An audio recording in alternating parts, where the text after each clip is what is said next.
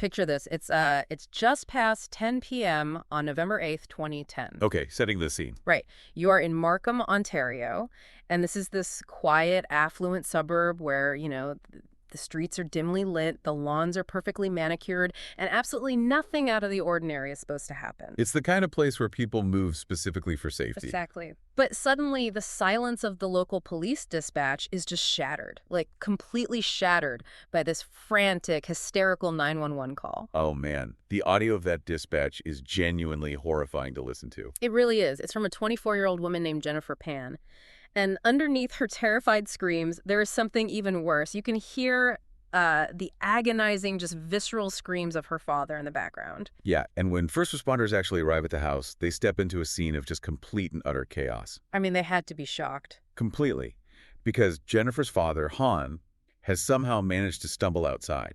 He has been shot in the face. Oh, my. Yeah, but miraculously, he is still breathing. And inside the home, upstairs, police find Jennifer tied to a banister with a shoelace. Just a shoelace? Yeah. Yeah. She's hysterical, but she's completely unharmed physically. And then they make their way down to the basement. And that's where it gets worse. It does. Down in the basement, they find her mother, Beach Ha, dead from a gunshot wound.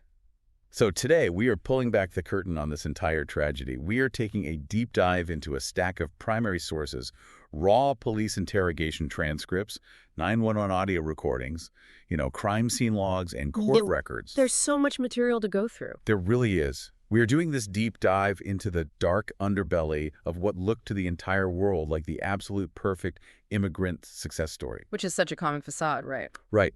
We were looking at a family with a beautiful suburban home, healthy savings, 2 loving kids, and a reality where absolutely nothing was what it seemed. Nothing at all. Okay, let's unpack this. Because to even begin to understand the sheer magnitude of the deception involved here, we have to start with the initial narrative. The story she told that first night. Yeah, exactly. We have to look at the story Jennifer Pan told the police in the immediate aftermath of the home invasion.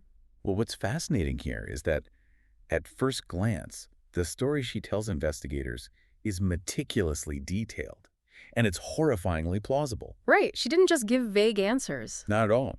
It's the early hours of November 9th. Jennifer is at the police station, and she describes this completely normal Monday night. Like, her younger brother, Felix, is away at college in Hamilton. So he's not even in the house. Right. Her mom had been out line dancing, which was like a weekly routine for her, and got home around 9:30 p.m. Her dad was already asleep. Just a totally mundane evening. Yeah, Jennifer said she was just in her room watching TV, getting ready for bed. Okay, let me stop you there. Because the transition from a mundane Monday to, a double shooting is incredibly abrupt. How does she explain the initial breach of the house? Like, how do they get in? So she tells police that she suddenly hears her mother downstairs, calling out for her father. And then she hears unfamiliar voices. She claims she tiptoed to her bedroom door, and suddenly this strange man holding a piece of string just lunges at her. Wow. He ties her hands behind her back, tells her he has a gun, and begins dragging her through the house, demanding cash. And she gives it to him, obviously. Yeah, she says she gave him everything she knew about.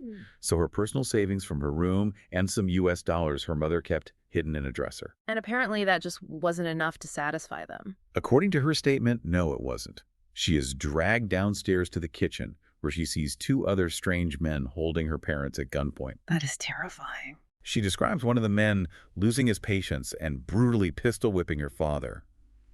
Then she watches her mother crying, pleading with these armed intruders, begging them not to hurt her daughter. Guy, that's heavy. And then they put her back upstairs. Yeah, after that, Jennifer claims she is dragged back upstairs and tied to the banister with that flimsy shoelace while her parents are forced into the basement. And there is a detail in her statement that feels so incredibly nostalgic for 2010. The cell phone, right. Yes.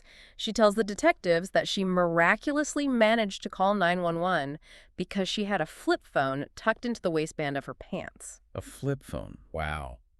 Yeah, she says she managed to wriggle it out, flip it open, and dial the police, all with her hands still tied behind her back. Which is quite the feat. And she goes even further by providing incredibly specific suspect descriptions. Right, like she saw them clearly. Very clearly. She tells police they were 3 black men. One was between 28 and 35, medium build, with long locks. That's super specific. The second was in his early 30s, face covered with a bandana, wearing a dark hoodie. And the third man had a thin build and spoke with a very distinct Caribbean accent. Okay, so on paper, it paints a very clear picture of a violent, targeted home invasion. Absolutely. But I have to throw a flag on the play here because the physical evidence at this crime scene completely contradicts that narrative. It really does. If you are a listener trying to picture this, it's like a bank robber breaking into a high-security vault, bypassing all the gold bars, and only stealing the complimentary pens off the manager's desk. That is a great way to put it. It makes zero sense. None. Sitting right there in the garage are her mom's Lexus and her dad's Mercedes, with the keys sitting out in the open. Just waiting to be taken. Right. And the home's expensive electronics are completely untouched. There is actual cash sitting out in plain sight that wasn't taken. The behavioral red flags are glaring. I mean, the actions of these intruders contradict the fundamental motive of a robbery. Because they didn't rob anything of value. Exactly. If they were there for financial gain, they failed spectacularly. But the true anomaly, the detail that immediately puts seasoned investigators on edge, is the psychological profile of the violence. Okay, let's play devil's advocate for a second. Is it possible these were just sheer amateurs? Like, they just got scared. Yeah, maybe they broke in, panicked when things got out of hand. Yeah. You know, the gun went off and they bolted before they could grab the electronics or the cars. From a behavioral science standpoint, that is highly unlikely. Really? Why? Because amateurs who panic usually flee immediately. They don't take the time to systematically separate the hostages, execute 2 adults in the basement, and then show mercy to the one person who can identify them. Oh, wow. Yeah, that's true. Why shoot both parents who are reportedly cooperating but leave the sole eyewitness perfectly fine upstairs, secured only by a shoelace? You just wouldn't do that. You don't leave the one person who has seen your faces and heard your voices alive. The crime scene doesn't feel like a robbery gone wrong. It feels staged. And that suspicion is what prompts the police to look past the physical mechanics of the break-in, right? And they start digging into Jennifer's personal life. And what they find is a goldmine. They pull the thread and they immediately uncover a massive point of friction, a forbidden relationship. Jennifer had a boyfriend named Daniel Wong, and her parents fiercely disapproved of him. Extremely strict parents. Yeah, it had reached such a boiling point that they gave her an ultimate, non-negotiable ultimatum. She had to choose between Daniel and her family. And when investigators bring Daniel in for questioning, his demeanor and his answers raise even more alarms. He wasn't exactly cooperative. No, which prompts them to bring Jennifer back in for a second interview on November 11th. They actually have her physically demonstrate how she made that 911 call with her hands tied behind her back. I can't imagine she pulled that off easily. She manages to replicate it, actually, but by this point, the detectives aren't really focused on the flip phone anymore. They are looking at the foundational pillars of her life. Right. Here's where it gets really interesting. Because the police uncover that Jennifer's entire existence was a fabrication. The scope of it is just wild. And I don't mean she told a few white lies to strict parents about sneaking out. I mean, she constructed an entire alternate reality. She had never even graduated from high school. The sheer stamina required to maintain this level of deception is almost incomprehensible. Walk us through the mechanics of this, because I think anyone listening is wondering how you fake your life for years while living under the same roof as your parents. How did she actually do it? Well, it was a daily full-time job. Really? Yeah. For years, she forged her high school report cards. When it came time for college, she forged fake acceptance letters. Which is hard enough. But she even forged complex government student loan paperwork to show her parents that she was receiving financial aid. Unbelievable. Every single morning, she would wake up, pack her backpack, and pretend to commute to college classes. Where was she actually going? In reality, she was going to the public library to sit around, or she was spending the day with Daniel Wong. She lived off whatever allowance she had and money she made teaching piano. Wow. If you're listening to this, think about the absolute worst grade you ever got in school and that pit of dread in your stomach when you had to bring the report card home. We all know that feeling. And now imagine feeling that dread so intensely that you fake an entire college degree. It's like building a massive house of cards inside a wind tunnel. Oh, that's a brilliant way to describe it. The wind is the relentless daily pressure of her parents' expectations. Every single day, she had to expend massive amounts of emotional energy just to keep the wind from blowing those fake report cards down. It must have been suffocating. To understand the why behind this, you really have to look at the psychology of extreme parental pressure and the paralyzing fear of failure. What were the demands like in their house? Inside the Pan household, the demands were absolute. Straight A's, no dating, no parties, complete obedience. So no room for error at all. None. And Jennifer was actually a gifted figure skater with genuine dreams of going to the Olympics. But a severe physical injury ended that dream. Oh, man. Yeah, when the skating was gone, all of that intense pressure funneled directly into her academics. So the moment she couldn't maintain the perfect academic facade, the avalanche started. Precisely. When her grades slipped from A's to B's in high school, facing her parents' judgment was deemed psychologically impossible for her. So she lied about a single grade. And then it just snowballed. But to cover that lie, she had to tell another. This wasn't typical teenage rebellion. This was a survival mechanism gone incredibly wrong. She sustained this elaborate illusion for years, right up until 2009, when her parents finally uncovered the truth. Which leads to the ultimatum we talked about. Choose the family or choose Daniel. Right. She told her parents she chose them, but she just drove the deception deeper underground. Yeah. She kept seeing Daniel secretly. So by this point in the investigation, the police know she is a master manipulator. They know she's lying about basically everything. Right, but they still don't have the hard evidence tying her to a murder-for-hire plot. So they place her under surveillance, waiting for a slip-up. But the breakthrough doesn't come from a wiretap or a careless text message. It comes from the trauma ward. This is the ultimate plot twist. It really is. Han Pan, against all medical odds, wakes up from his coma. He survived a gunshot wound directly to the face. Which is unheard of. The fact that he regained consciousness, let alone the ability to speak, is nothing short of a medical miracle. And what he tells the police obliterates Jennifer's alibi in a matter of seconds. Yeah. Han tells investigators that his memory of the home invasion is crystal clear. He remembers everything. Everything. And he didn't see a terrified daughter being violently dragged through the hallways. He saw Jennifer calmly walking around, whispering to one of the armed men. Oh my God. He explicitly tells police that she was speaking to the intruder like a friend. She wasn't restrained. She wasn't crying. And there is also a detail Han shares about his wife's final moments in the basement that just stops you in your tracks. It's so disturbing. As Bichal was pleading for her daughter's life, one of the intruders looked at her and said, "Don't worry, your daughter is very nice, so I won't hurt her." It is a profoundly chilling statement because it completely changes the context of the violence. It implies a pre-existing arrangement. It implies familiarity.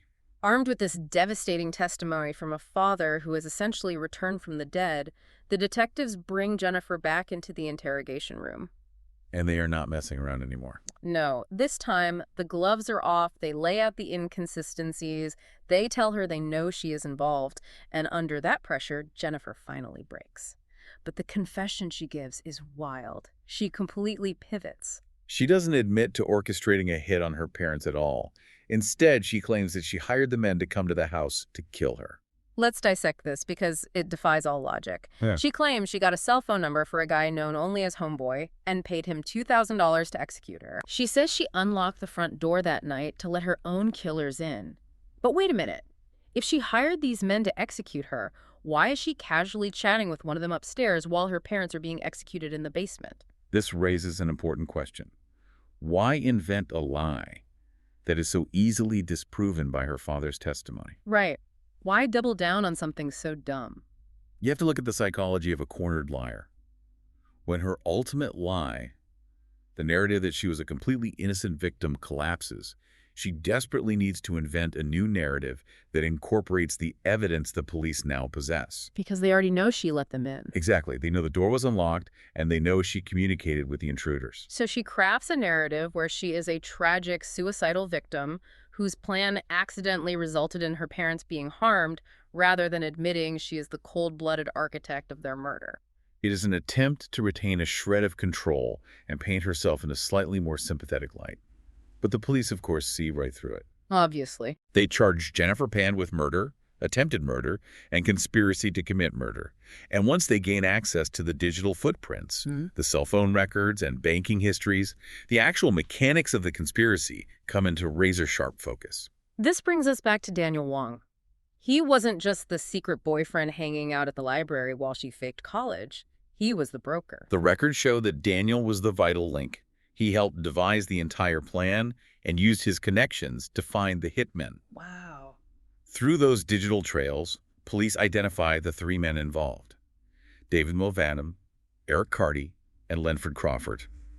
And remarkably, the police have to completely update their suspect descriptions. Because her descriptions were completely made up. Exactly. It wasn't three black men in their late 20s or 30s. It was two black men and one white man, all aged between 20 and 25. So what does this all mean? When we look at the underlying motivation here, it wasn't a crime of passion. It wasn't a sudden explosive argument that got out of hand. No, it was calculated. It was a deeply calculated transaction. Jennifer wanted three things: freedom from her parents' crushing expectations, freedom to openly be with Daniel, and a massive payout. She stood to inherit an estate worth roughly $1 million. The financial element is the engine driving the entire plot. It wasn't just about escaping an oppressive household. It was about securing a highly lucrative, independent future. It was essentially a deadly corporate merger. She took her desire for independence, combined it with $1 million payout, and executed the entire takeover by hiring outside contractors to eliminate the current management. The sheer callousness of that calculation was laid bare during the trial, which began in 2014. That must have been a media circus. It was a grueling 9-month process where all 5 defendants, Jennifer, Daniel, David, Eric, and Lenford, were tried together. The prosecution painstakingly walked the jury through the years of forged documents, the lies, and ultimately the cell phone records that tied them all to the Markham house on November 8th. And didn't Jennifer actually take the stand in her own defense? She did, yeah. She stubbornly stuck to that bizarre suicide-for-hire story, claiming the home invasion was just a tragic misunderstanding of her original instructions. Nobody believed that. The jury didn't buy a word of it. All 5 were convicted of first-degree murder and attempted murder. Though it is important to note there have been significant recent developments in the legal proceedings. Yes, very recently. The Canadian Supreme Court upheld the convictions for attempted murder for Jennifer and the 3 men who carried out the attack. However, they ordered new trials for the first-degree murder charges due to technical errors in how the trial judge originally instructed the jury. Right, a legal technicality. And in the wake of that Supreme Court decision, rather than face another trial, Jennifer recently pleaded guilty to manslaughter in the death of her mother. She received a life sentence, but with that plea, she will eventually be eligible for parole down the line. But when you step back from the legal mechanics and the appellate court rulings, the human crater left behind by this crime is absolute. Let's talk about the brother Felix. He was safely away at college when this happened, entirely unaware of his sister's double life. He had no idea. He submitted a statement to the court making it painfully clear that her actions completely destroyed their family. Everything his parents had worked for as immigrants, everything they had built, was just eradicated in one night. And then you have Han, the father who survived a bullet to the face, the man whose testimony was the linchpin in uncovering his daughter's plot. Yeah. During the sentencing phase, he addressed the court. And despite experiencing a level of betrayal that most of us cannot even fathom, he stated that he hopes Jennifer can become a, quote, good, honest person someday. The grace required to say that is staggering. When you strip away all the forensic details and the courtroom drama, the core tragedy here is deeply unsettling. If you are listening to this, you likely understand the pressure to succeed. We all do. We all know what it feels like to fear disappointing our families, but this story forces us to look at how a perfectly normal, mundane fear, the fear of getting a B on a high school report card, mutated.